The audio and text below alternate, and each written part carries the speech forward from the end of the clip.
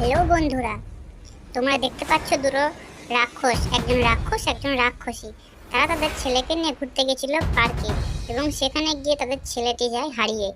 এরপর কি হয়, ছেলেটি হারিয়ে যায়। হারিয়ে যাওয়ার পরে একটি গোয়েন্দা সংস্থা আসে সেই ছেলেটিকে খোঁজার জন্যে। দেখো, গোয়েন্দা মেহুল, সে মেহুল এসে সিসিটিভি সমস্ত ফুটেজ চেক করে এবং ছেলেটিকে খোঁজার চেষ্টা করে।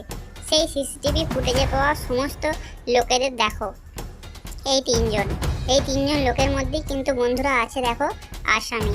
তোমরা কি বলতে পারবে এর মধ্যে আসল আসামি কে? পারবে কি? আমি তাহলে বলে দিচ্ছি, এখানকার মধ্যে হচ্ছে আসল আসামি দেখো বন্ধুরা এই মেয়েটি। হ্যাঁ বন্ধুরা, এই মেয়েটি হচ্ছে আসল আসামি, কারণ দেখো এই মেয়েটির হাতে ইঞ্জেকশন আছে এবং সে সেই ইঞ্জেকশন দিয়ে সেই রাক্ষস এবং রাক্ষসীর ছেলের সঙ্গে রক্তটি নিয়ে নেয় পরীক্ষা করার জন্য। বন্ধুরা, গল্পটি ভালো লাগলে অবশ্যই একটি সাবস্ক্রাইব করে লাইক